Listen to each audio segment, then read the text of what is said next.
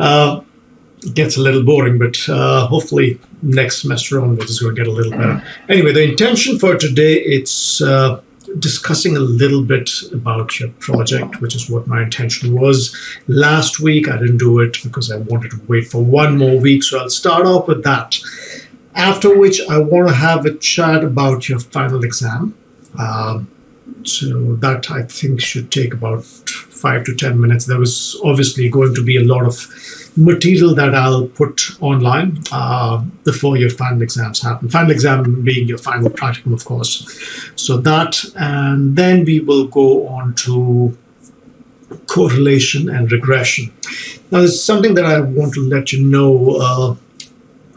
Hopefully, again, what I usually have been able to do is cover till not just multiple regression, but a little bit of what is known as dummy variable regression. Given that week 6 has now disappeared, I probably will not be able to cover that. And my intention has never been to cram something down your throats. The intention has primarily been that whatever I am able to, talk about, that you are very clear about. Now, most of you did really well in your first practicum. Hopefully, I'll let her in. Oh, my screen is not being shared. Sorry about that. Should have thought about it. There we go. So most of you have done relatively well. Your grades should be online. I think they should be online on Thursday, but the averages are close to 70%. Obviously, 75%. Obviously, there is less sanctity that's associated with this grades.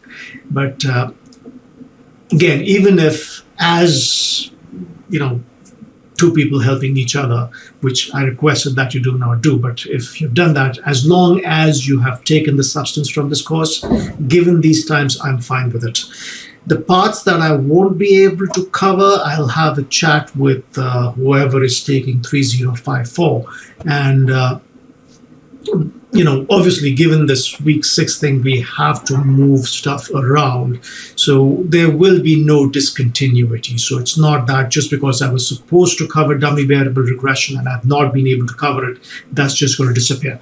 That's going to be taken care of in 3054. And whatever has not been taken care of, whatever will not be taken care of in 3054, in 3090. So there will be no discontinuity, but I did want to let you know that what people would have done last semester is going to be relatively different from what you guys are going to be doing. Slightly less because of that extra flexibility week. Again, that flexibility week is above my pay grade, but we have to implement what we have.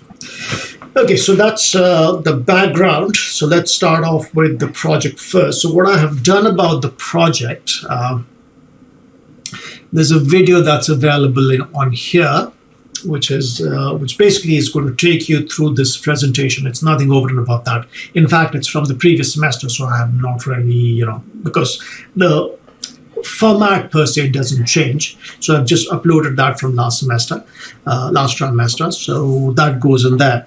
Now, I do want to spend, because I told you week 1 that don't start writing the project report till week 8. Week 8 is here, and today you will have the last of the things that are available to you, although I'll be building upon it next week, but at least you can start working on it.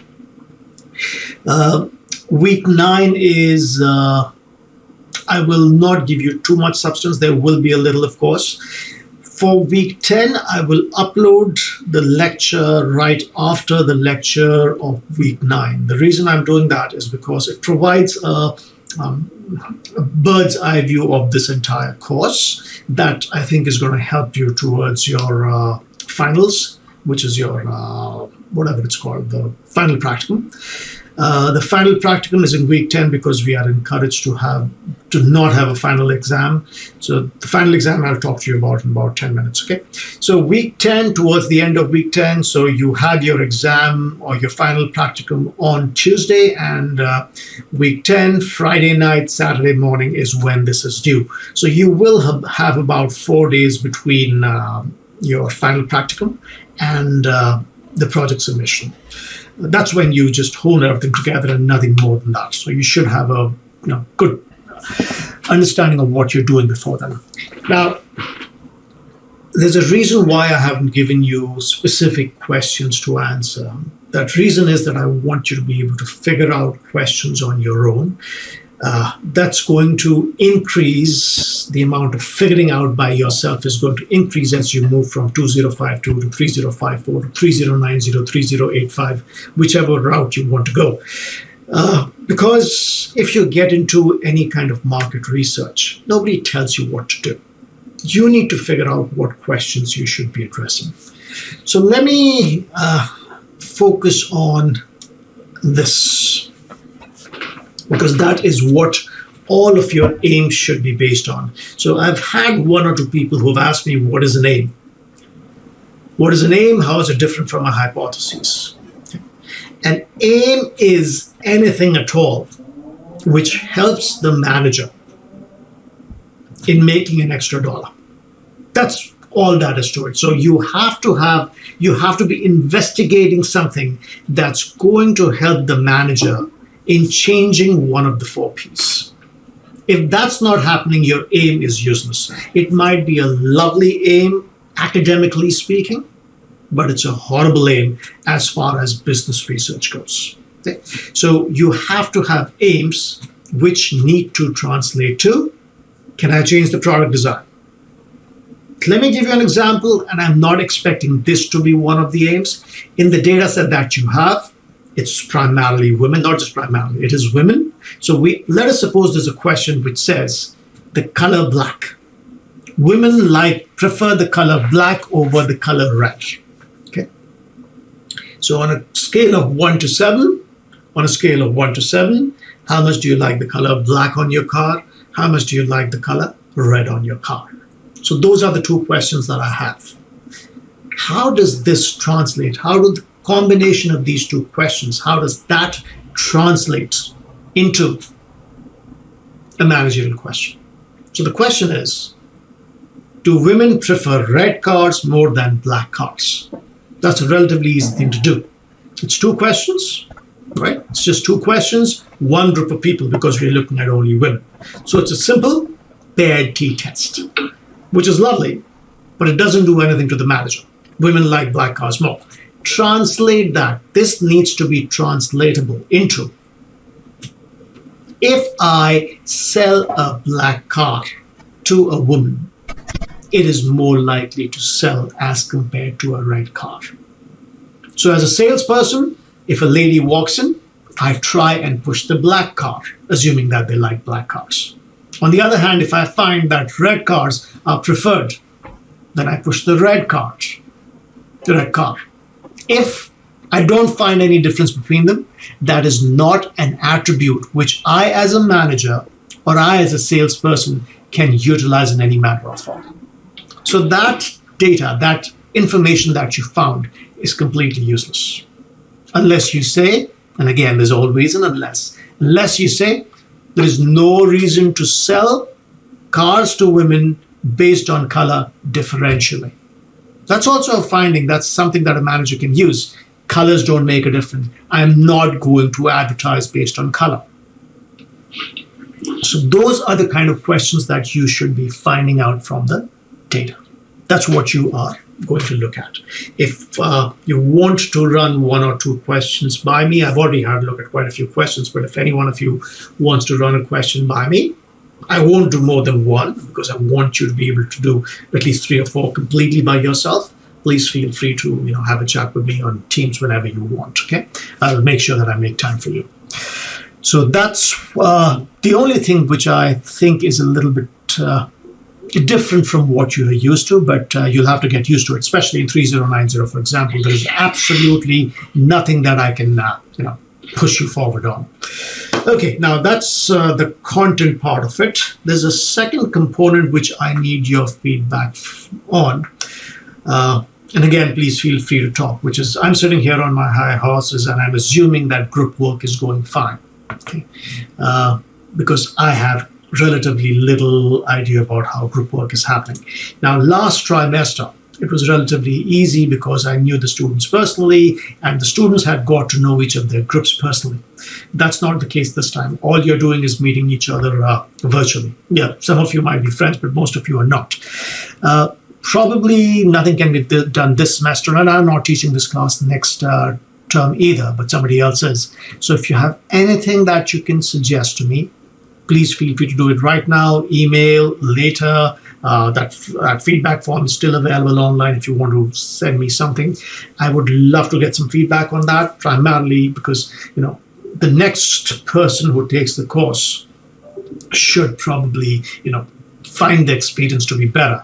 Alternatively, even if you are going into 3054, whatever I learn in here, I'm going to pass on to 3054, whoever the instructor is. So anything right now, anybody wants to have a chat about anything right now? About the group? Yep, good.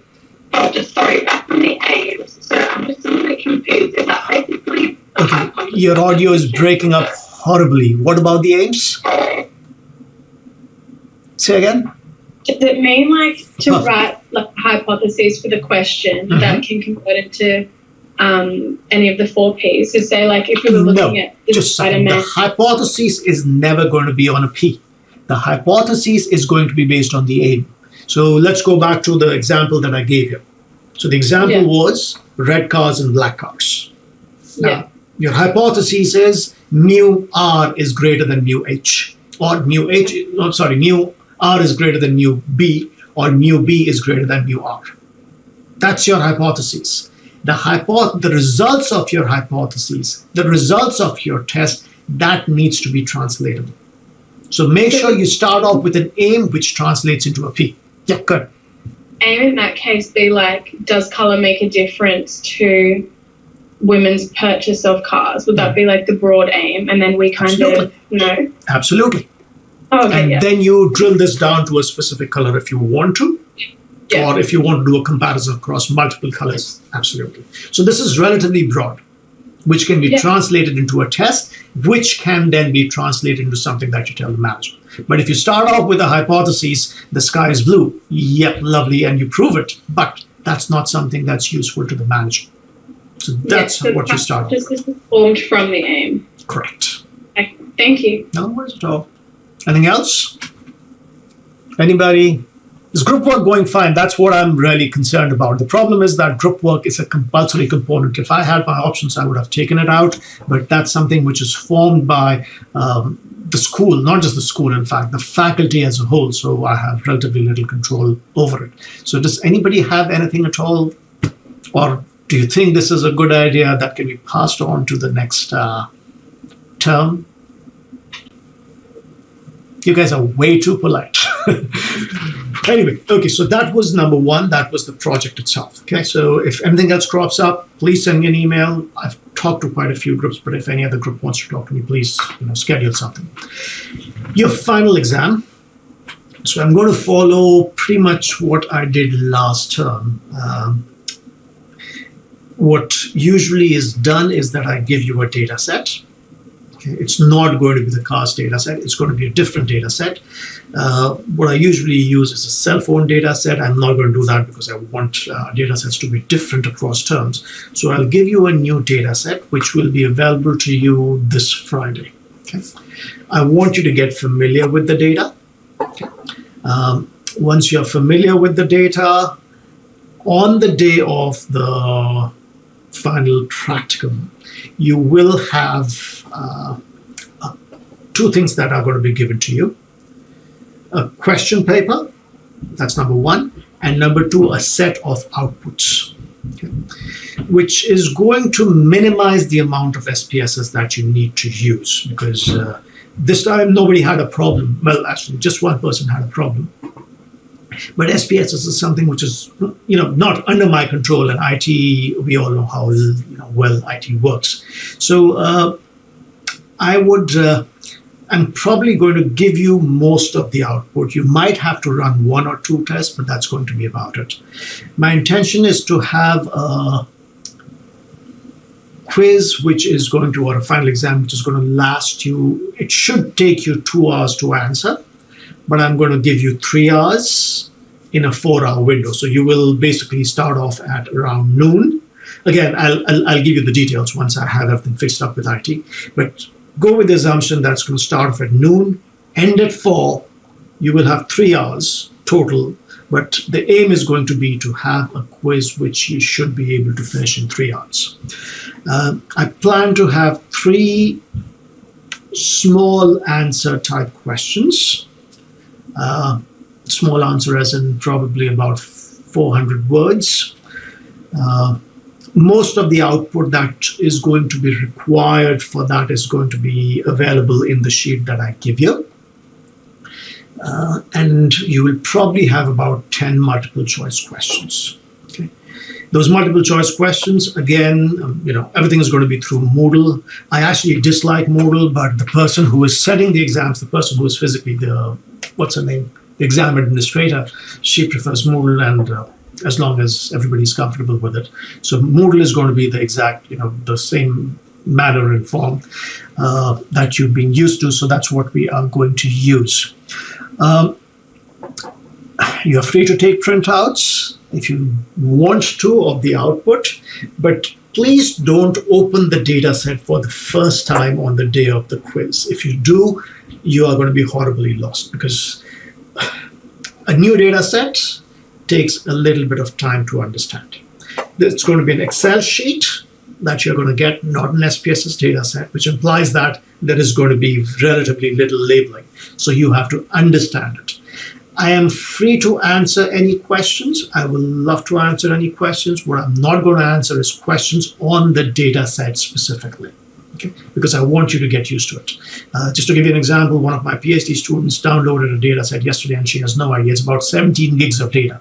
It's on tipping behavior in New York. So she has no idea about what stands for what. You familiarize yourself with that. I want to give, to have a little bit of flavor of that, because it becomes more and more important in 3054 and 3090. Okay. So that's what the intention is. I will have, I'll send you an email detailing everything out so that you know exactly what's to be expected. Expect everything to be online. I'll try my level best for Friday. If Friday doesn't work out, Saturday. So that should give you about 10 days to familiarize yourself with the data set. Okay. You will not be using cars.sav, or you will not be using anything else that, any other test that you have run in class. You can use, it's an open book, open notes, obviously.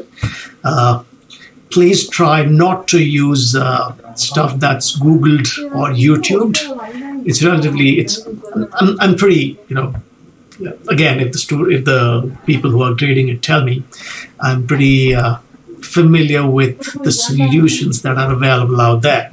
And if you run a non-parametric test instead of running a simple t-test, that raises an eyebrow, and I know what you've been doing. So again, will you find answers on YouTube? Yes, you probably will. Are they going to be correct? Probably not, believe it or not. Okay. So that's as far as the final exams go. Any questions before we start off with today's lecture? About the final exam, about the project, anything at all? Can I ask quickly? Sure. With the final exam, you said you were going to open it from 12 to 4. Can I ask why it's not during lecture time? Like, I know... Oh, sorry, it's your lecture time is 4 to 6. My apologies. So it's going to be 2 to 6. My apologies. Perfect. Thank you. Okay. Anything else? Okay, so once you get the email, if you have any questions, just let me know. I'm assuming you will have some questions. Last thing, it's there on the video, which is about your project. Your tutors have no idea about the project, so it's no use trying to approach those. I don't look at your final exams that's being graded by your tutors, but your tutors don't look at the project, because the project involves, I'm familiar with the data, so I know a lot more about the data than they would. So I'm the person who's going to be grading all of your projects. So any questions that you have about the project, I'm the person who you should be contacting. Okay, not there. Ready? Okay, so let's start off with what we are supposed to. Notice that this is the new thing that's available to you, which is the video on the project. After today's lecture, you should see bivariate correlation, and it's called regression, but only univariate regression open up for you. Okay, so you should be able to look at that. Okay, let's turn this off. and come back to our data set. I am going to be using slides today because correlation is one of those things which is taught best using slides. Now, this is module 6. We will probably be able to finish module 6 and 7. We will not do modules 8 and 9, although it's available to you. That's probably going to be taken care of in 3054. So whatever is done till week 9, that's the only component that's going to be accessible. Okay, so we are going to go through these slides, but before that, I always come back to our lovely box. So we started off with 2 categorical variables, and the only test that was available if we went with 2 categorical variables was a chi-square. Okay. Remember, I told you this is not something that you want to use, but if you have it, if you have to, if you don't have any other option, that's what you have. Okay, so a chi-square test is the first type of test that you use, which you would want to avoid. Let's get this guy up. Which you would want to avoid if at all possible. Then we looked at 1 categorical and 1 continuous variable. And in that,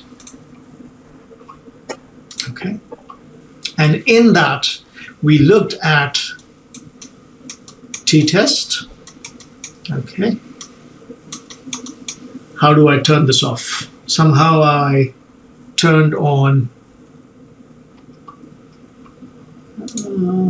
that's laser pointer. There we go. So we looked at t-tests, all 3 types of them. So the 3 types were simple, paired, 2 sample, independent samples t-tests. So those were the 3 that we looked at. And then we looked at ANOVA, and then repeated measures ANOVA. All these 5 tests, 3 t-tests and the 2 ANOVAs, okay, both of these looked at 1 categorical and 1 continuous variable. So the box that we had been working with, there you go. Hopefully all of you remember this by heart by now. So this is the box that we were working with. This box was specifically for 1 continuous and 1 categorical variable. Okay. Now we have reached the end of this particular box. We are going to move on. We started off with 2 categorical, 1 categorical, 1 continuous. We are now coming to the last category. For this course, it's going to be different once you get on to 3054. 2 continuous. And this is the easiest set of tests, but the most powerful set of tests. When I have 2 variables, both of which are continuous. If I get the time for the lecture in week 10, which is not going to be accessible, I'm going to introduce something else into this mix, throw a wrench into this, and I am going to introduce 1 categorical variable plus 2 continuous variables. So no longer looking at 2 variables, but 3. But right now, I'm going to forget about that categorical variable and look at just 2 continuous variables. The moment we throw a categorical variable into it, we are back into problematic territory. This is really clean, really powerful tests, which frankly go on till the highest levels. I teach machine learning also. Even in machine learnings, 2 categoricals, 2 continuous, 3 continuous, 4 continuous. As long as they're continuous variables, it's really easy to do a test. You get introduced to regression today. Regression is the first type of machine learning that you are getting exposed to. You've heard this term, right? Machine learning. People throw it around every place. It's not very difficult to do any of this stuff. And the first one that you're doing today, hopefully, is what is known as unsupervised machine learning, the easiest case of it, which we call a univariate regression when you have just 2 variables. But before we get on to regression, what we are going to look at is correlation. So two continuous variables, and I want to check what is the relationship between those two variables. Notice the term that I'm using right now, which is a relationship. What is the relationship between the two variables? And from there on, we will move on to prediction, which is one variable predicts the other. If I know what your weight is, I can predict your height. Am I going to be perfect? No, I'm not. But I'm usually going to be good. Usually. Okay? With a certain amount of error. So that prediction is again about two variables. Are height and weight related? Yes, they are. That is relation. As weight goes up, height goes up. As height goes up, weight goes up. Okay. That's a relationship. Prediction. Can I say as weight goes up, height goes up? Probably not. What I can probably say is when height goes up, weight has a tendency of going up. So do you see the difference between the two of these? In the first case, they are related. That's where I stand. A relation is where I stand. The two of them are related. Prediction. One of the variables leads to the other. So there is a cause and an effect. And using this cause and effect relationship, I can make a prediction. So those are the two things that we are going to be looking at today. Relationship. We've done this in the past. Remember chi-square? Chi-square was a relationship. What was bad about chi-square? Chi-square told me that a relationship existed. It didn't tell me what the relationship was. When there are two continuous variables, I can actually tell you what the relationship is. That we are going to call, most of you must have heard about this anyway, correlation, which is represented by the small letter R. Remember, whenever the letter is English, it's about a sample. When we are talking about the correlation in the population, it's a Greek letter, rho, R-H-O. So you'll see both of these. What we are going to use is R. Why? Because we are just looking at 150 people. It's a sample. It's a small sample out of the 15 million people who are going to buy a car over the next 2 years. So correlation is in a sample, R. Correlation in a population, rho. Every single time you see a Greek letter, it's the population. You cannot ever know the population characteristics, which means you never really know rho. What you know is R. That's what you usually know. Now, I said you can't ever know about a population. If your population is really small, you probably can, but let's stay out of that for right now, because that's out of statistics. That's more into population studies. So, correlation, the relationship between two variables which are continuous. Can you have a correlation between a non-continuous variable, which is a categorical variable, and a continuous variable? The answer is yes, you can. Statistically, it's not a very good measure. Correlation shines when you are considering two continuous variables, three continuous variables, five continuous variables. As long as the variables are continuous, correlation does a good job. If they're not continuous, yes, you can still use it with ordinal variables, but the job that it does is not very good. Okay, so let's go on to the slides. A little bit of a recap is what is going to be what I'm going to go through. So Relationships, what a relationship is. I'm going to introduce to you a few terms today. I don't expect you to remember them. Have them at the back of your head because it always helps in classes that you are going to be going through in the remaining semesters, in the remaining trimesters. I'll let you know that I'm not going to be testing you on those, but I still want you to be familiar with them. So, types of relationships. Relationships between two nominal variables. Chi-square. Using crosstabs. Chi-square is a test which is based on crosstabs. Now, let's talk about correlation. What was correlation again? Correlation was two continuous variables. Now, when I say correlation, the problem is there are multiple definitions of correlation. Correlation is measured using more than one technique. We are going to be using the first one, and that's the one that's used most of the time. So when somebody says correlation, they don't mean Spearman's, they mean Karl Pearson's coefficient of correlation. Don't worry about the whole term.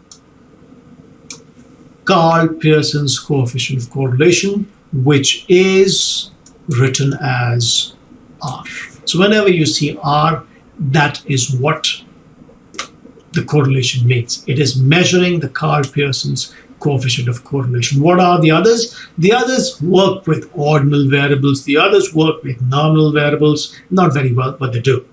But if you have continuous variables, the best one to use and the most accepted one that you use is Pearson's correlation.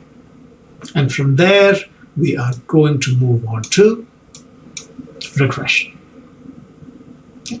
Now, I want to go through a small little recap because it's very important to build this up. Okay. Let's get rid of this.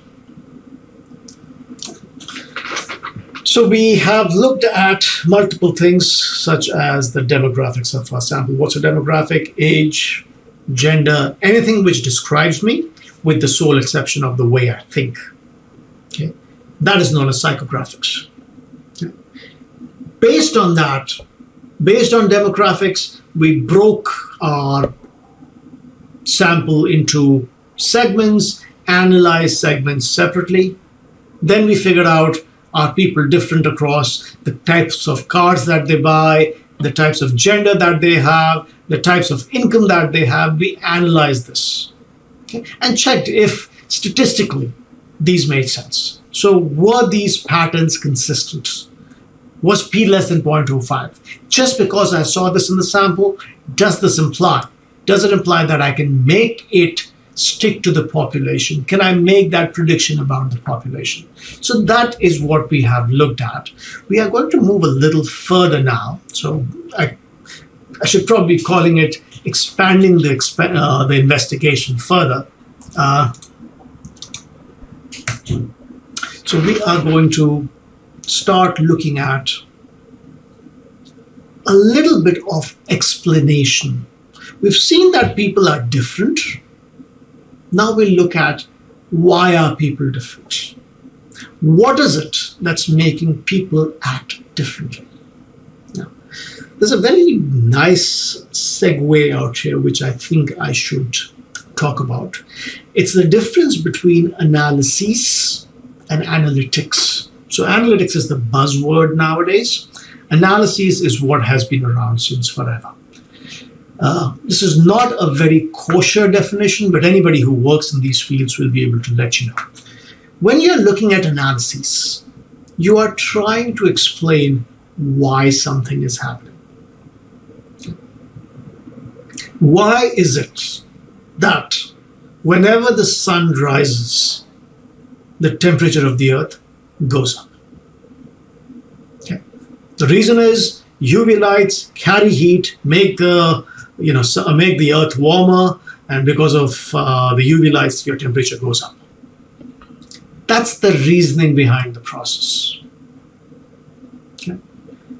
In analytics, I don't care. I have no reason to care why something is happening.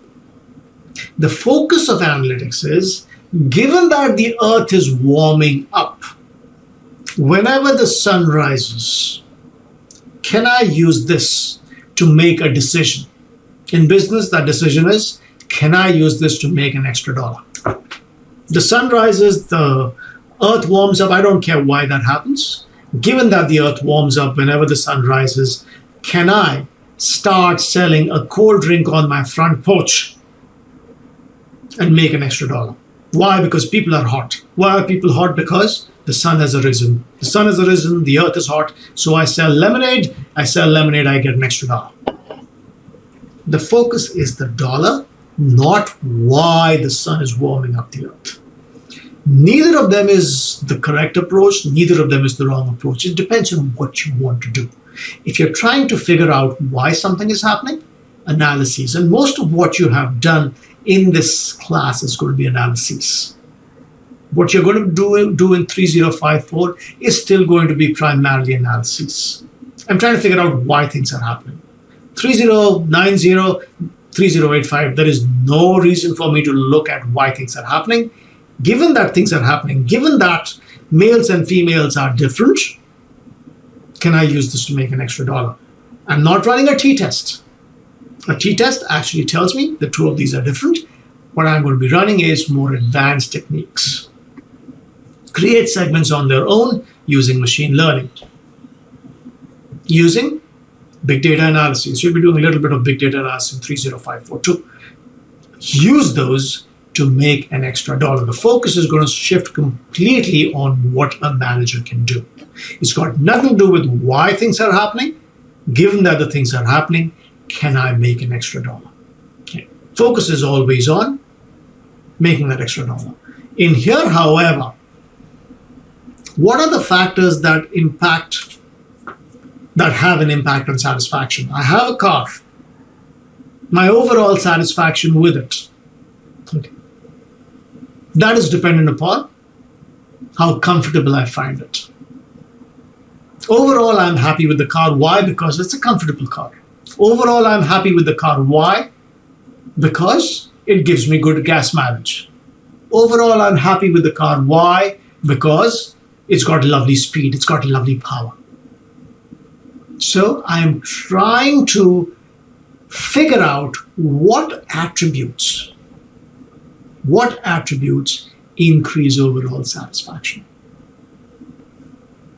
What is it that increases overall satisfaction? So the reasoning behind it, the logic behind increasing overall satisfaction, I'm trying to figure that out. When we do analytics, I have no intention of figuring it out.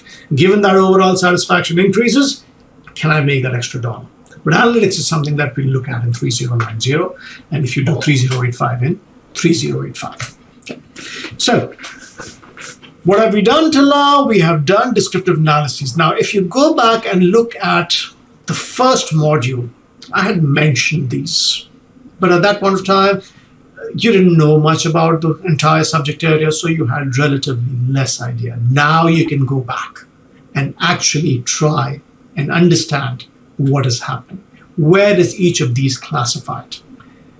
A descriptive analysis, notice that there are no tests.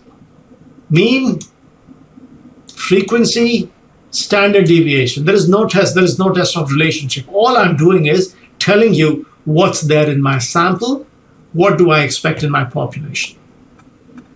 I want to sell my car to rich individuals.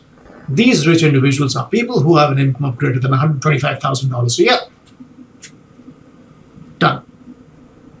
No test. Okay. That's description. It's called analysis, but there is actually no test.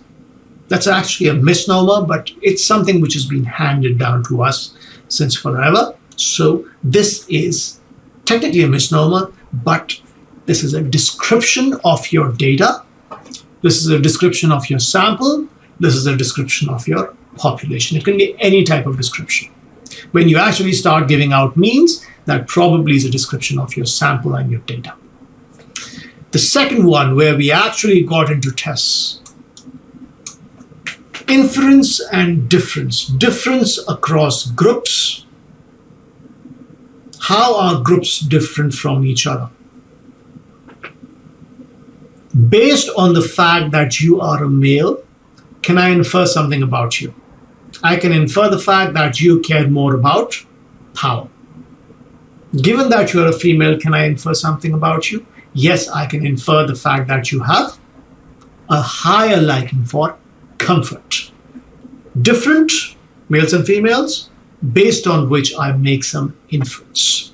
So these are inference and difference analyses, which is where we have looked at till now. Nothing else. The bottom two we haven't looked at, with the sole exception of chi-square.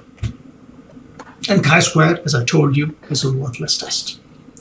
What we are going to look at today are going to be the two of these. This is where we start off, and this is where, if you keep on going into market research, your focus will completely shift to here, maybe a little bit here. The two of these are going to be dead and gone forever. But why are these needed? Because even when you are working in machine learning, means still tell you something. Okay. ANOVA, not as much. But this ANOVA is something which in another form, and you'll see that today, is going to follow us around till we stay in analyses. Not in analytics, but till we stay in any kind of analyses, which is going to be about 90% of 3054, you are going to see ANOVA even in predictive analysis. Focus on associative analysis. What is an association? An association is the fact that two or more variables are associated with each other. There's a relationship between those two variables. That's it. That's all there is to it. That's what it tells you. Chi-square told me that. Chi-square told me that there was a relationship between type of car bought and what was the other one? Type of car bought and I'm blanking out. Type of car bought and age. There you go. So that's what I found out. Okay. But what was the relation? It didn't tell me. That's not something which chi-square can do, which is why we do away with this guy. Whenever possible, we do away with it. What we have, and believe it or not, no matter how advanced you get, no matter how deep you are into artificial intelligence, no matter how much in depth you go into deep learning, any kind of analysis, machine learning, correlation is always the basis for all of your analysis. Everything. Regression is based upon correlation. Random trees are based upon correlation. Everything that you will do is based upon correlation. From there, we will go on to prediction, which is something that I introduced to you today, which was, given that I know about one variable, can I make a prediction about the other? But we'll come to this, the prediction component, because that needs to be set up a little, and I'll talk about that in a wee bit of detail as we go along. Okay. Associative analyses, which is what we are kind of starting off today. Are the variables related? And if so, how are they related? So this is the part that I'm not going to test you upon, but there are 4 types of relationships that I'm going to introduce to you today. Okay. Only 2 of them make sense as a statistical person, as a person who can give some kind of information to the manager. Only 2 of them make sense. One of them is outside the scope of this course. Only one of these is something that we are going to look at in this lecture. So what are the 4 types? The 4 types are non-monotonic. I'll explain these in a second. Monotonic. These are exactly what they sound like. Linear and curvilinear, also known as non-linear. This is where we spend the rest of the semester, and this is where you spend 3054 also. You do not spend time on this, you do not spend time on this, you do not spend time on this. 3090 is the only class that looks at this. And again, the focus is not on linearity, the focus or lack of linearity, but can I make the manager an extra dollar? Let's start off with the first type of relationship, which is non-monotonic. What does non-monotonic sound like? It is not something which keeps on going in the same direction. It's not monotonous. What is monotonous? It's the same. Monotonous life is the same. It's a drab, dreary life. Okay. Non-monotonous, up and down. I have no idea what direction it goes in.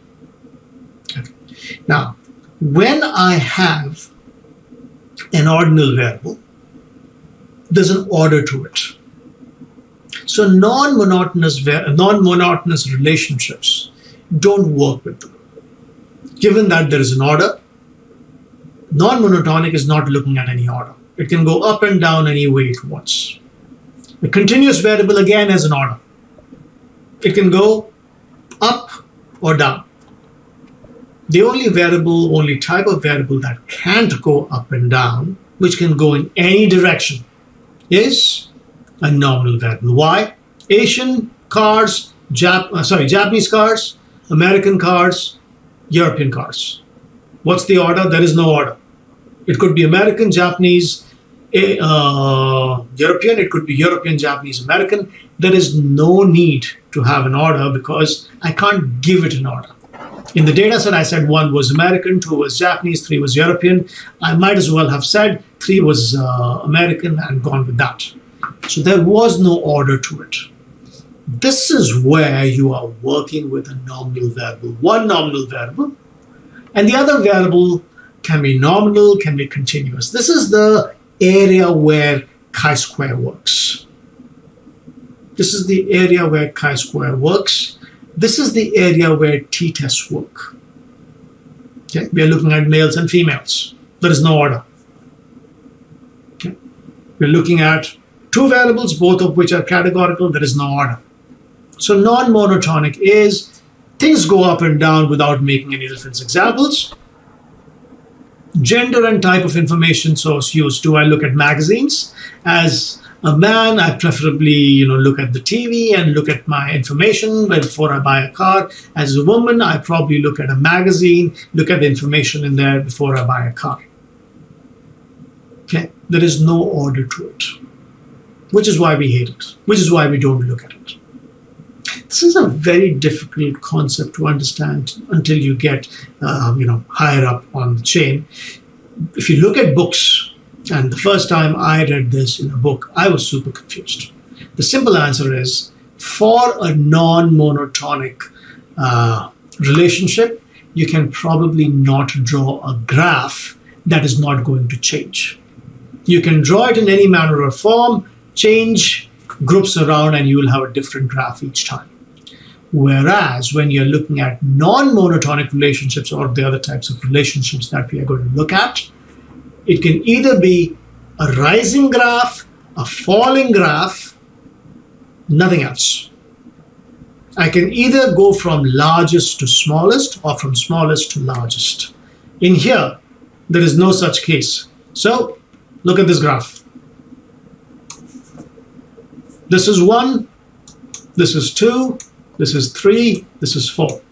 I recode this and I get 1, 2, 3, 4. No problems. Whereas if I go age and income. Excuse me, sir. You're still showing the PowerPoint. Yes, I'm trying to show the PowerPoint. Can you not see it? Can you see this? Me scratching. Yes or no? Oh, sorry, my mistake. Can you see it? So you can see the graph, right? Or whatever I'm drawing, scribbling on this. Yeah, we can. Yeah. Just confirming. Okay, so where was I? So if I go age low to high, let's suppose this is what it looks like. The other alternative I have is age high to low. If I do that, The direction changes, but the graph stays the same. This is what I want to avoid at all costs. Sometimes I can't, but this is what I want to avoid the maximum possible, which is why I hate chi-square test. Not just me, everybody. Because you play it around a little bit and you have a different graph, you have different results, you have a different outlook. I can make you believe that there is a relationship. Obviously, chi-square is going to give you a 0.05, but just visually, the answers look very different depending upon who sees them. So let's forget about the fact that we even heard about a non-monotonic relationship.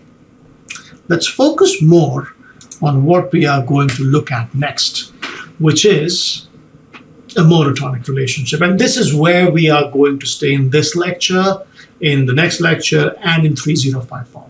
This and a slight extension of this. It's a monotonic relationship, which means it either keeps on increasing or keeps on decreasing. So it looks, and I'll give you examples in a second, I'll show you some actual graphs. It either keeps on decreasing or it keeps on increasing. It does not need to be straight, notice that. Okay. We'll talk about straight in 10 minutes. That's the simplified case of monotonic.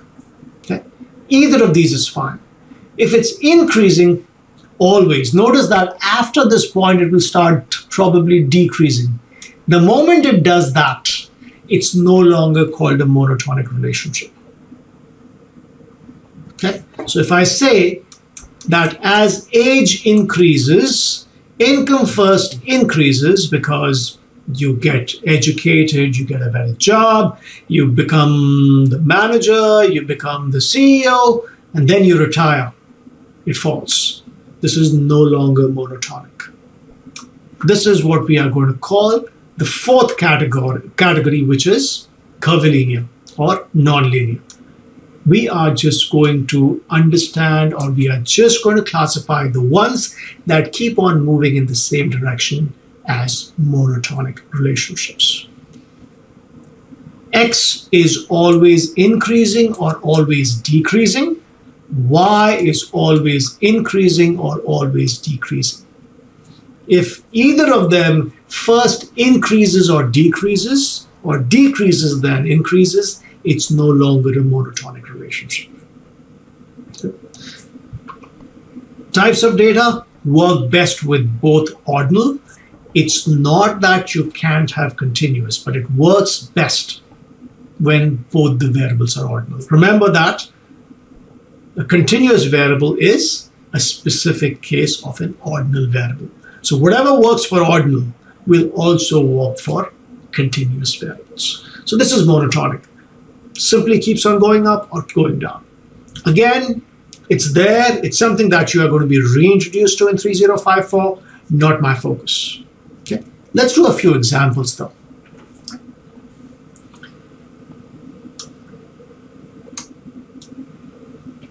So, my son, who when he was a little kid, didn't care about what his mom made him wear.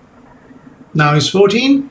Well, he still doesn't care, but there are people who start caring. Especially if you are a woman, you start caring a little earlier, men a little later, but everybody starts caring. But at some point of time, you reach saturation. It keeps on increasing, but then you reach saturation. It is also possible that when you're really old, or you got married, you don't care about getting a new mate any longer, you're fine with the mate that you have, it's possible that it goes down too. I'm not looking at that. The moment I start looking at that, it becomes a non-monotonic relationship. But there is a continuously increasing graph. Let's do another one. Relationship between age and how often people purchase cause-related products. What's a cause-related product? A cause-related product is, well, I'm not using a cause-related product, but assuming I was using water which was by Thank You. Thank You gives a certain percentage of its profits to growing more trees. Okay? Or if I used Ecosia instead of Google in terms of looking up for a certain term. Okay? Again, as I grow older, it's possible that I start caring more about the planet. as a result of which, again, this is just a possibility. I've not tested this. It's just a hypothesis. Why? Because I get to know about things that are happening around me. It's also possible that when I reach the age of 70, I know I'm going to die in 5 years. Who cares? Let's use as many water bottles. I'm not going to be affected. It's my great-grandchildren, but who cares about them? I don't even know them. So there's possibility that there is a U-shaped curve. There's a non-linear curve. Okay? But I'm going to assume that it keeps on increasing and stabilizes at a certain point in time. Okay? The number of nights you spend out as your age goes up, it starts off at a relatively low level, moves up. It's also possible that once you have a mate, then it starts going down. But again, we are going to look at only the part where it's going up or going down. So let me show you some examples in terms of actual graphs. This is something that I can graph. The previous one, I can graph, but each graph is going to be different. Look at the first one, the red one. Continuously increasing. So this is a monotonic curve. It's curved, but it's a monotonic curve. It's a monotonic relationship. Look at the blue one. Also a monotonic relationship. This one is a straight line. And this is where we are going to spend all of our time in this class, in this lecture, and the next one. This is a linear relationship, which is what we are going to look at next. This is a non-linear relationship. It looks like a parabola. Well, not really a parabola. It's just a curve. Okay. This is a non-linear relationship. So the next two types of relationships that we are going to look at, first, the linear, and second, the non-linear. Both of them are monotonic in nature. Both of them, straight or curved, keep on increasing or keep on decreasing. Look at the green line. It goes down, then it goes up, and then it goes down. This is not a monotonic relationship. And these are extremely difficult to capture. One might say this looks like a sine curve. Yes, it does. But me trying to make any predictions based on relationships like this are very, very difficult. This is when we stop looking at analyses and move towards analytics. I don't care why this thing is first going down and then going up. That's not what my focus is. My focus is, given that it's going up and going down, how can I change this into an extra dollar? So let's look at the three of these graphs. Which of these graphs is non-monotonic? This one, because it is going down and then it seems to be going up. This one, well, it seems to be going down and then it does seem to be going up. This one, on the other hand, is completely going down, not going up. So only the first one seems to be monotonic. The other two are not.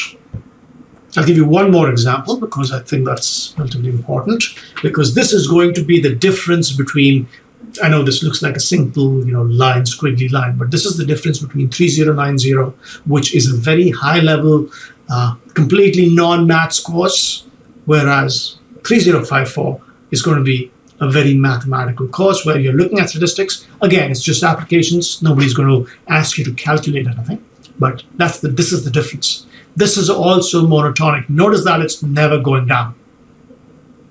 It's always, it's never going up. It's always going down.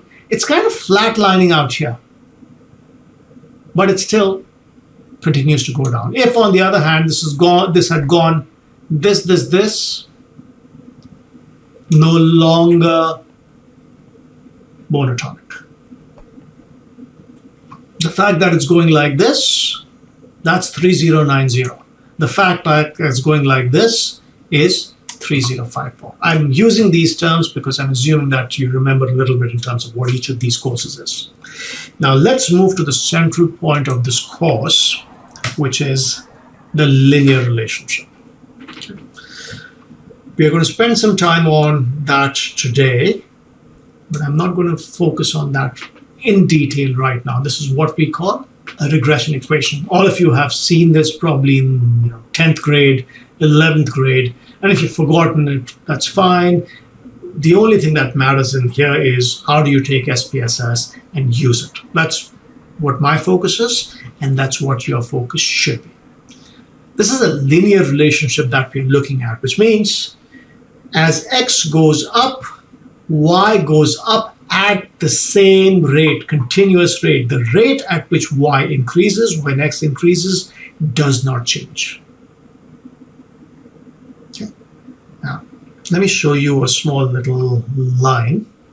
I'm pretty sure all of you would have seen this. Okay. What is this? It's a demand curve, right? It's a demand curve. It's from Econ 101. Again, you would have seen this in high school.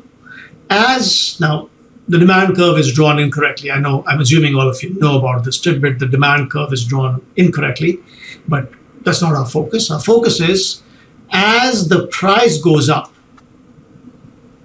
price is drawn on the y-axis. It shouldn't, it should be drawn on the x-axis, but the focus is as price goes up, the amount of the product, which in this case was wheat, the traditional definition of the demand curve, the amount of the product goes down.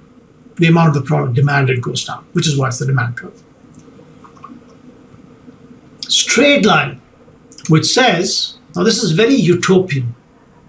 Okay, it's going to happen in the perfect world. It never happens. I'll actually show you a diagram in a second, which is the real demand curve, which is what it looks like. In reality, this is not going to be a straight line. If I increase the price of wheat from 5 to 6, assuming that you are the kind of person who buys wheat in bushels, yes, the demand for wheat is going to go down. From 5 to 6, probably a little bit. So let's look at my phone. So my phone, it's the Galaxy Note 10. It usually sells for about $1,200. If instead of $1,200, it started selling for $1,250, and I was in need of an extra phone, would I think twice about it? $1,200, $1,250? Nah, not really. On the other hand, if it's $1,200 versus $2,400, which is double the price, that makes me think, so I might not even end up buying it. This straight line that you see is a very utopian concept. It doesn't exist in real life. Never does. Okay. If you ever find a relationship that's linear, you're doing it wrong.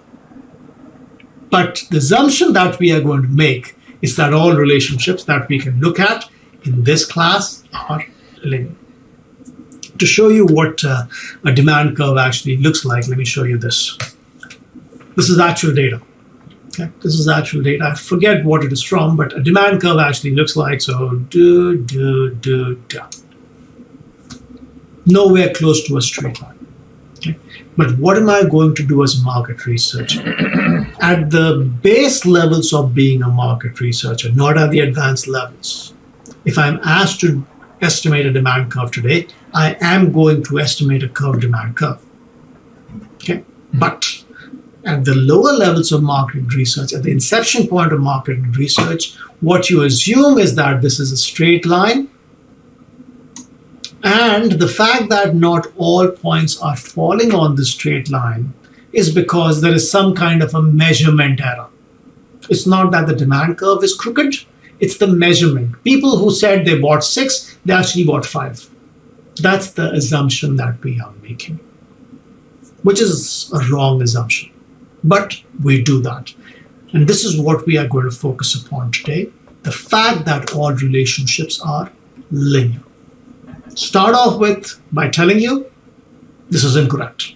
No relationships are linear. The only time when you have a linear relationship is when you are measuring the same variable, which is what is my weight in kilograms and how far am I from 100 in kilograms. Those are exactly the same variable. One of them is kgs, the second one is 100 minus kg. That is the only time when you are going to see that two relationships are absolutely the same. Most of the times, two variables are exactly the same. Most of the times, not most of the times, never do you ever find a relationship where there's a one-to-one relationship, a straight line. Last type of relationships, and then we will actually get onto the substance, It's a curve. It's a curve. It's a very interesting type of relationship. It allows us to look at not utopian scenarios, but the way things are in real life. So the previous example that I showed you, which was the demand curve, instead of saying this is a straight line, I say no, it's not a straight line. There is no error in measurement. It is actually a curved line, and I am going to give you an equation, or even if I don't give you an equation, I'll give you an estimate. This estimate is all that 3090 is about. You take that estimate and then you decide what to do with your product. You're not calculating it. Nobody calculates it. The software does it for me. But given that I know if I sell at the price of 4, I sell 25 units. If I sell at the price of 5, I sell 20 units. Which one should I do? That decision that you're taking as a manager, that's what 3090 is going to be about. Okay? Completely about what to tell the manager. What can a manager take away from this? Curvilinear, lots of different types. The ones that we love the most are the U shape and the J shape. Okay, why? Because remember the green curve that I showed you, which is a sinusoidal curve? Yeah, that's a killer. Making predictions on curves like this it's really difficult. The type of data that you use has to be scale, which means it has to be a continuous variable. Okay? If it's not a continuous variable, if it's just an ordinal variable, which means there are 4 or less types of values, possible answers, then we do not want to touch curvilinear curves. We want them to be 5 or above, which means a variable that I can assume to be continuous. Otherwise, it's impossible to estimate these. This is one of the most famous types of curves, and it's the favorite of economists, which looks at the income and the inequality in a country. It's made based on countries. So there are lots of countries which are going to be lying on this line.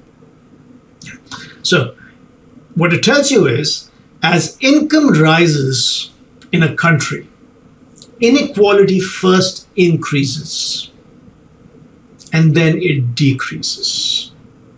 Inequality in terms of how different people earn. Not everybody is going to fall on this line. If you look at the US is going to have a high per capita income and is going to have high inequality. It's probably going to be up here. Australia, it's got a high income, slightly lower than that of the US, but the inequality is really, really low. If I plotted all the 215 countries or 216, whatever it is today, if I plotted all of them, some would fall up here, some would fall down here, but the overall pattern would look something similar to this. That does not mean that there's not going to be a country like this. But on average, countries are going to be following this type of curve. Another one, this is a U-shaped curve. It's not really a U-shaped curve. It's called an inverted U. There's another one which is called the J-shaped curve. I'm not telling you to have 2 or more drinks, but what it tells you is if you have 2 drinks a day, your chances of having a heart attack or, there you go, stroke, they actually go down. It's not heart attack. Stroke actually go down. So 2 is the optimal number. But after that, if you have more than 2, the chances of a stroke go up exponentially. So this is a J-shaped curve. Why does it look like a J? Yeah, if I stretch it out a lot. There's not too much of a difference between a U-shaped curve and a J-shaped curve. A J-shaped curve is truncated U. If I continue the graph, this becomes a U-shaped curve.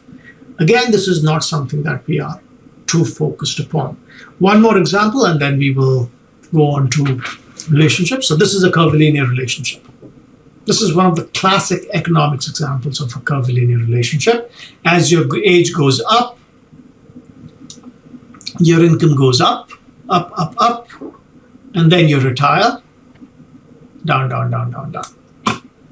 So by the time you are, old, which is around 80, your income is probably close to what it was when you were around 25. Okay? This is all adjusted. Okay? So these are the 4 different types of relationships. Keep this at the back of your head. I'm not going to ask you questions on these. But the third one is the important one for this particular class. And all that we are going to do from now onwards till the end of the lecture and the end of the class is going to be based on this. Okay? The assumption of linearity, which is number 3. Now, relationships, there are 3 things that we are going to look at. The presence of a relationship, the direction of a relationship, and the strength of association. Remember chi-square? Chi-square told me that a relationship existed between 2 variables, and it stopped. What we are going to get introduced to today is going to give me 2 more things. The first one is the relationship positive or negative? What that means is, as one goes up, does the other go up or does the other go down? Remember that we are going to work with a linear assumption. Okay? I'm going to show you a breakup on the next slide in terms of all the 4 relationships, but please remember the only one that we care about is number 3, which is linearity. Positive is both variables move in the same direction, height and weight. Okay? That's positive. Negative is when one goes up, the other goes down. So if I'm talking about the US context, if your education goes up, your support for the Republican Party, which is basically Trump, goes down. So those 2 are negatively related. The lower your education, the higher your support for the Republican Party. The higher education, the lower your support for the Republican Party. So these 2 are negatively or positively correlated. Move in the same direction, positively correlated. Move in different directions, negatively correlated. So we are going to be able to figure out what that is using first correlation. Are the 2 of them related?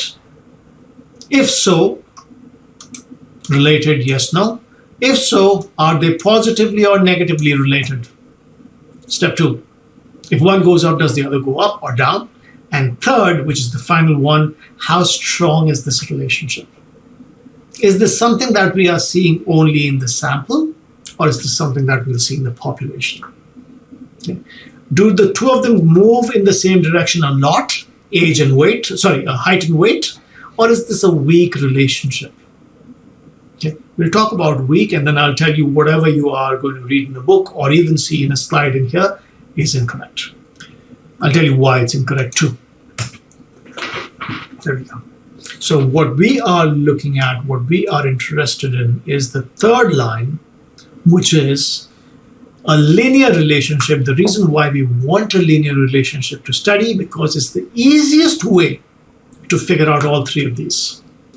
I want to know if there's a relationship. A chi-square could have told me that. Okay. I want to know if the direction is positive or negative. Now, a chi-square couldn't have told me that because chi-square doesn't tell me that. It just tells me that there is a relationship. But correlation will be able to tell me that. And finally, correlation will also be able to tell me how strong the relationship is. What is strength? I'll explain that to you as we go further. So we looked at chi-square,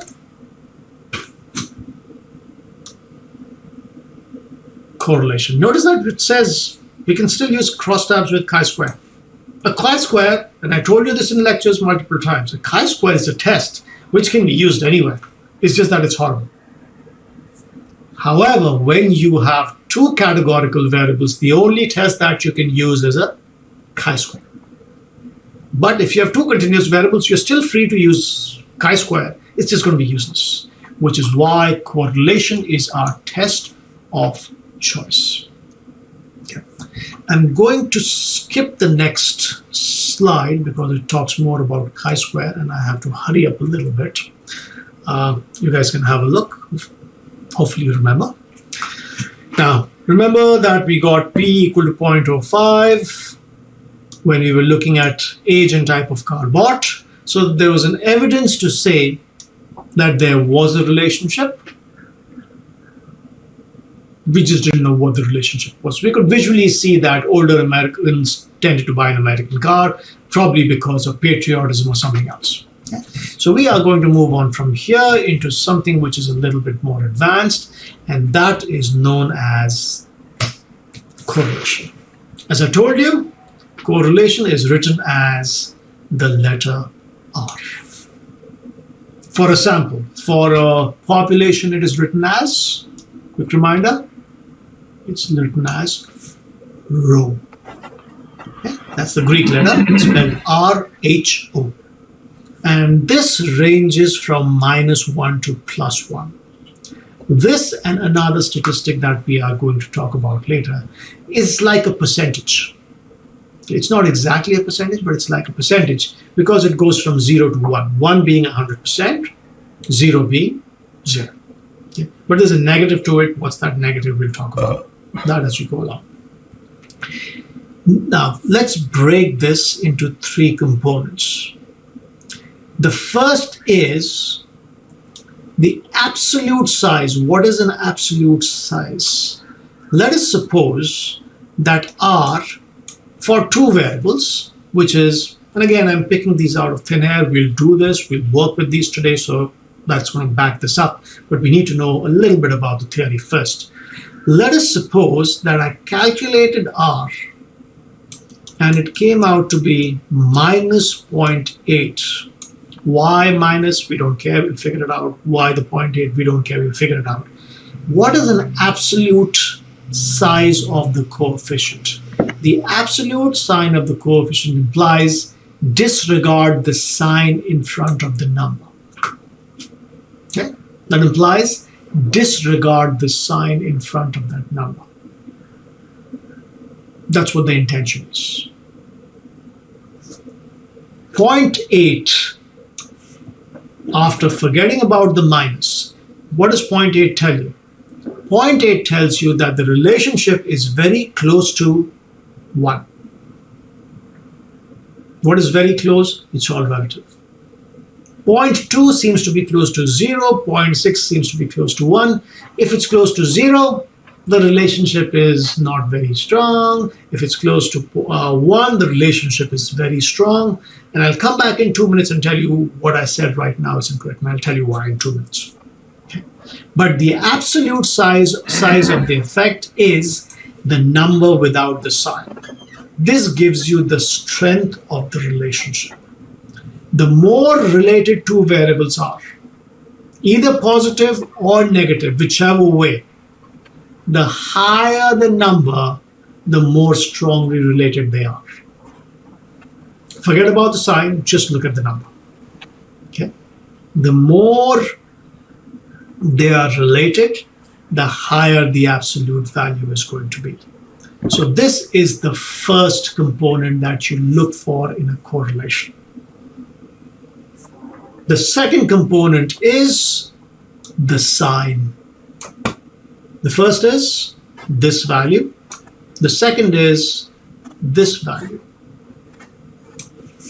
Minus implies as one goes up, the second goes down. Plus implies as one goes up, the second goes up too. So plus, both relationships go up and down together. Minus, as one goes up, the second goes down. As the second goes up, the first goes down. That is the sign of the relationship. There's a third one which is not present in this particular site, but it's important, which is the presence of the relationship. So three things: strength of the relationship, direction of the relationship, and third is presence of the relationship. This is our, the guy that we know since forever, which is P less than 0.25. Where is that in this number? It isn't here in this number, but when we run the test, when we run a correlation, we are going to get a p-value. So every time you look at correlation, there are three things that you're going to be looking at. What are they? They are strength of the relationship, direction of the relationship, and the presence of the relationship. If a relationship is not present, if P is greater than 0.05, the other two are useless. Be careful about this. Okay? Although whenever we talk about correlation, you always say strength, direction, presence. It's the presence which allows me to interpret the direction and the absolute value. If that is absent, then there is nothing you can do.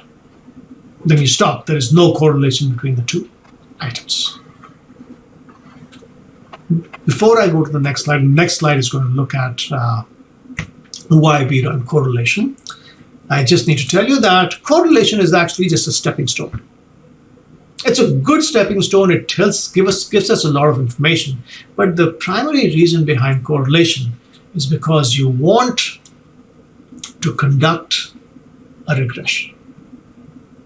It's not that you can't do other things with correlation, but as far as this class goes, it's a stepping stone. Whenever you want to run a correlation, go ahead and run it. But the logical ending to this entire process is conduct the regression. We haven't touched regression. I don't know how much I'll be able to today, but that's the end result that you're looking for. I want to show you, just to drive something in, which is, and this is from a very famous econometrics book. It's not a marketing book. It's a very famous econometrics book by a person known as Paul Green. What it does is tell you what correlations look like. So this is, so that you can see that there are 6 graphs in here. The first one, and if I were to draw a straight line, this seems as if as this goes up, this goes up. And it's a very straight line with probably no errors, very few errors, which is why you see a positive number and a very high number. Notice that presence of a relationship is not present in this particular data. It will be present very soon, okay, but not right now. Look at the second one. As X goes up, Y also goes up, but now the relationship seems to be a little bit different. I can probably, run a lovely curve through this, which will do a very good job fitting. But correlation cannot do curves. Very important. So what correlation is trying to do is force a straight line through this data, which is why the relationship is positive, but unlike this one, it's a relatively low number. Is it even present? This data, this slide does not tell me if it's present. Okay. Look at the next one. Negative relationship. Not a very good one, which is why this number seems to be relatively low. Next one, how much is it? Minus 0.41. It's even worse than the previous one. People are scattered all over. Look at G, look at H. H, I can actually, this is the formula for a perfect circle.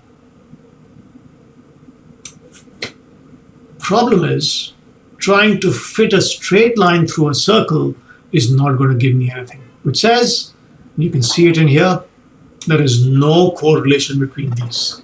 You and I can visually say, there is a relationship. There's a relationship of a perfect circle. In here, there's a relationship of a perfect sphere. But given that correlation forces a straight line, it cannot capture any curves. So that is one big problem with correlation. There's another big problem with correlation, which is known as spurious correlation. In fact, there's a website called spuriouscorrelations.com. It's a very interesting website which tells you that things are related. Everything in the world is related. Okay? But you can't say that one leads to the other. So regression based on correlation is not always possible, although you will get lovely results. So I'm going to show you a classic curve which relates the amount of chocolate that is consumed in a country and the number of Nobel Prizes that people in there have won. So have a look at this. It's something that's taught at a very base level in econometrics. What does it show you? It shows you as if you have more chocolate, if as a country you have more chocolate per person, the chances of you earning a Nobel Prize increase. That kind of sounds stupid, right? But there might be some other underlying factor. It's not that the more chocolate you eat, the more Nobel Prizes you're going to win. It's probably the fact that countries that are rich, they tend to have more access to chocolate. Countries that are rich probably spend a lot more in science and research and development. So both those two, amount of chocolate had and the number of Nobel Prizes won, are based upon, are a result of the income of a country. So there's some other underlying feature. Okay? So just because I can draw a straight line, that straight line might just be meaningless. Okay? Don't look at just that. Use your sense to figure out if there is any reason behind it. There's another little, cute little thing that I downloaded from spuriouscorrelations.com. Look at this. So Nicolas Cage, the number of movies he's appeared in, and the number of people who've drowned by falling into a pool. Perfect correlation. So what do? We make Nicolas Cage sit at home. We need to make him sit at home for other reasons. He's a terrible actor. But according to this graph, what it says is, if he sits at home, you do not have people drown. There might be some other logical reasoning to it. Look at the correlation. R equal to 0.66, which is a relatively large number. Which brings me to this number. This number, if you open a book, any statistical book, you are going to find these rules of thumb, which are going to say, what is this rule? Well, so this is from the textbook that is suggested for this class, which I keep on bashing. So I'll show you this. There you go. That book says 0.81 to 1 is strong, 0.61 to 0.8 is medium, 0.41 to 0.6 is weak, and so on. And pretty much every person who works in market research is going to say that is BS of the highest order. It is absolutely useless. There will be times when a correlation of 0.8 doesn't mean a thing. There will be times when a correlation of 0.2 means the world. I am a person who is known as a mathematical modeler or an analytical modeler. For me, I work with lots of data, and if I get a a correlation coefficient of 0.2, I'll be dancing. Okay? Because finding relationships in big data where everything is going everywhere, that's relatively difficult. If, on the other hand, you worked in consumer behavior, a person in consumer behavior performs an experiment, and they get a R of 0.6 to 0.81, they'll be tearing their hair out. They will just be tearing their hair out. Why? Because that doesn't mean a thing. They want out here. So these numbers are very relative, which is why don't look at just this number. What you need to look for is that tells you if a relationship is present as well as if it's strong. If this number is high and P is very low, then that relationship is strong. If this number is low, but P is less than 0.01, even this relationship is strong. But if this is 0.81 and P is 0.15, this is neither present nor strong. So just because this number is big, please don't read the world into it. One more slide and then we will move on to SPSS. Again, reminder that the relationship that we are looking at is Karl Pearson's coefficient of correlation. Okay? That's the only correlation that we are going to look at. We are not going to look at Spearman's. We are not going to look at ranks, nothing whatsoever. We are going to be looking at correlation. Correlation does not look at cause and effect. It does not imply that one is causing the other. It's only looking at whether two things are linearly related. Even when we move on to regression next week, all that we are going to look at is whether or not two variables are linearly related. We are not going to go beyond linear. Okay? So that's what we are going to be looking at today. Let's move on to SPSS. There we go. That's our data. Now, a lot of theory went behind correlation.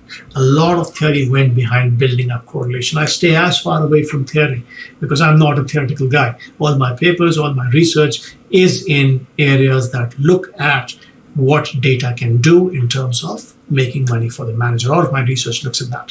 When I consult, that's what the focus is. Okay. However, to know what correlation is and under what circumstances you can use it, this part of theory is needed. Two continuous variables, strength of the relationship, presence of the relationship, direction of the relationship. All three of these let you do only one thing, which is not monotonic, not non-monotonic, not curvilinear, linear relationships. The remaining three types of relationships, I can't work with correlation. Correlation works only with linear relationships. It's not 100% true because you can get into curvilinear relationships, but we are staying away from that. Correlation, three things in correlation with focus only on linear relationships. So let's have a look at a linear relationship. Analyze, correlate. Let's start off with something relatively simple. Bivariate relationship. This is the only one that we are going to look at, but a very simple thing that I want to test. Is there a relationship? Is there a relationship between how much importance you give to speed and how much importance you give to power? Speed and power. They seem to be related. Okay. Can I say that they're related? Number one, which is the relationship present? That's number one. Okay. So that's the first thing that I need to look at. Second, is the relationship positive or negative? My knee-jerk would be, if you want more power, you want more speed. Or if you want more speed, you want more power. So the relationship seems to be positive because both of them are moving in the same direction. Right? So that's number two. Is the direction positive or negative? What's the third one? What is the absolute value? Is the absolute value big or is the absolute value small? Okay. So three things that we are going to be looking at. Notice that by definition, the only thing that's checked in correlation is Pearson's coefficient of correlation, Karl Pearson's coefficient of correlation. Spearman's is not, Kendall is not, because they're not even used. The good part about this test is nothing needs to be touched on the right. All you need to do is take the two which were power and speed, throw it on the right. And you're done. You're actually done. There is nothing else that needs to be done. Press OK.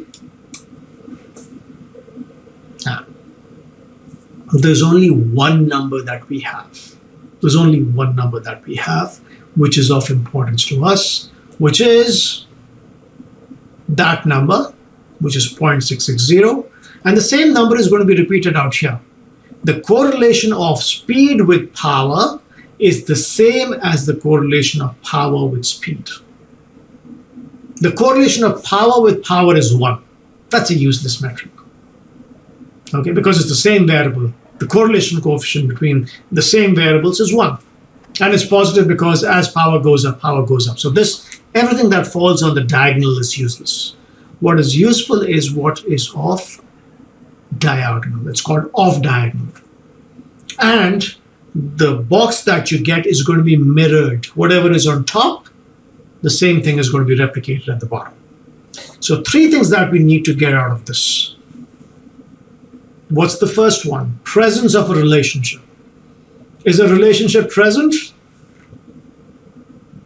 Not just 1 star, 2 stars, 2 asterisks. P equal to 0.000. So is there a relationship that's present? My H naught is there is no relationship. My HA is that there is a relationship. There is 0% chance that I'm making an error if I accept the alternate, which means there is a relationship. Is it positive or negative? There is no negative sign in front of it. So the relationship is positive. The relationship is positive, which means as the need for or as the importance of power goes up, the importance of speed goes up. That's a positive relationship. So the relationship is present. Had this been greater than 0.05, no relationship. No need to go any further. Given that this was less than 0.05, second step, which was the direction. The number is positive, so the relationship is positive. As one goes up, the second goes up. Third, and this is where I leave you with an answer that's gray. I have the option of telling you there's a black and white answer. Stick with what the book tells you. There isn't. That's the truth about it, which is why the gray part of it. Rather than look at, and this is very contrary to what books will tell you, what undergraduate books will tell you, rather than look at just the 0.66, pair that with the significance. If P is less than 0.01, it's a very strong relationship. If P is less than 0.05, the relationship is present, maybe not as strong. But if P is less than 0.05, and this number is huge, let's say 0.9, that's a strong relationship. Okay? I'm never going to ask you, ever in my life. No self-respecting market researcher is going to ask you, is this relationship strong? Because it's a subjective. There's nothing objective about it. It's a very subjective evaluation. Okay? I would say, based on my experience, that this relationship is strong given that there are 150 people. P is less than 0.05 and the absolute value is 0.66.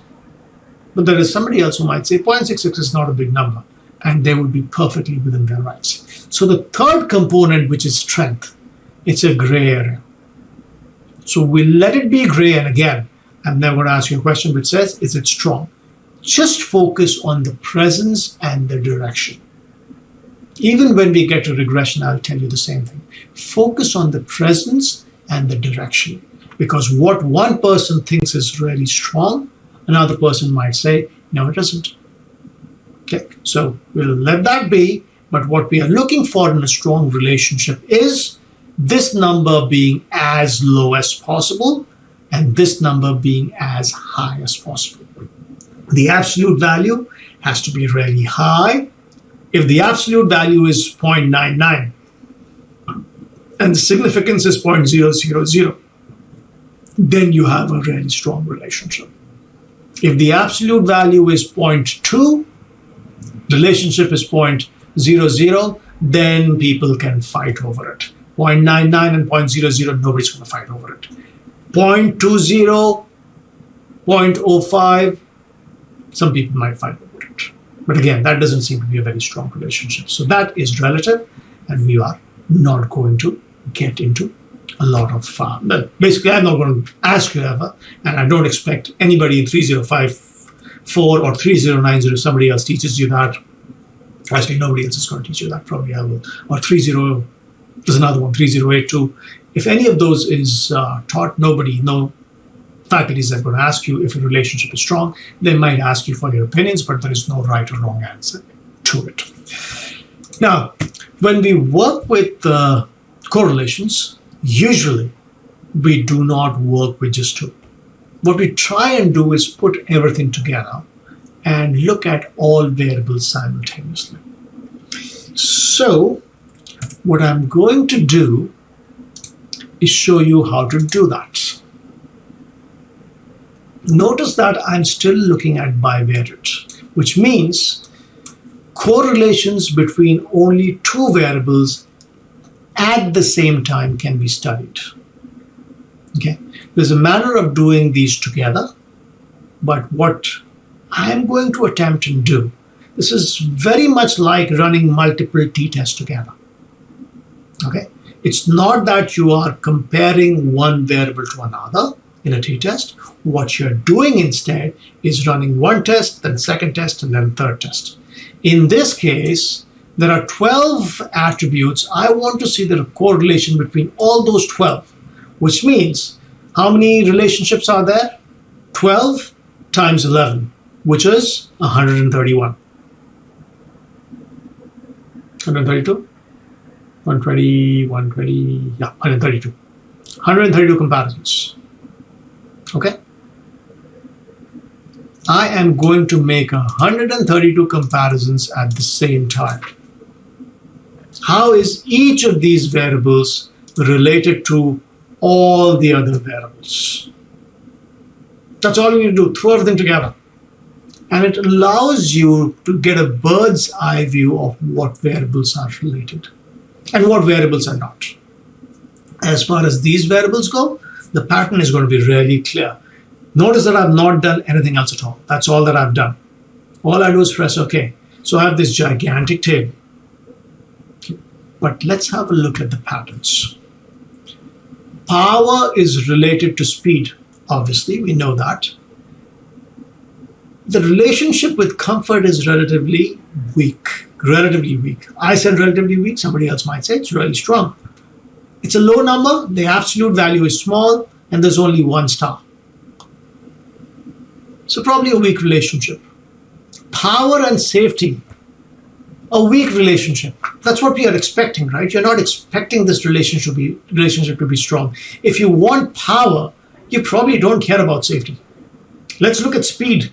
Speed and safety, that's not even significant. If you want speed, you probably don't care about safety. If you want safety, you certainly don't care about speed. So the relationship is not present. Power and styling, this is a guy who wants to show off, or this is a girl who wants to show off. She wants power in the car. She also wants it to look nice. Power has got nothing to do with durability, which is probably why you're buying a Ford Mustang, which is going to be dead in about 5 years. Low maintenance cost, don't care. Notice that there is no stars, so don't care. So there is no relationship. Reliability, power and reliability, no relationship. Power and warranty. Well, if something goes wrong, if I'm driving it at a very high speed, yeah, I probably want warranty.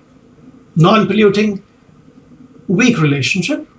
Speed of repairs, weak relationship. High gas mileage. If you are looking for power, you are not looking for gas mileage. You are not going to get it. Similarly for speed, go through the entire thing, same set of results. So there seem to be a few things that have a correlation and some things that don't. So let's look at reliability and warranty and durability. Those three things seem to be very similar, right? Durability with reliability. Strong relationship, star. But the absolute value is 0.4. not as strong as you would have expected. This is why these were collected differently. Why? It's not the same measure. Durability and warranty, again, relatively high. But, star, but 0.4 or 0.5. Relatively high significance, but the absolute value is close to 0.5. Okay. So those are related. The relationship is positive, but it's at 0.5. It's okay enough. We needed these three to be different because we thought the correlation was not high enough. Okay. All right, I'll stop here. This is all that we have to do with correlation. I was hoping I could reduce regression to you. That's not going to happen because I'm already over the time limit in terms of my recording prowess. Let me stop the recording, and then if you have any questions about it,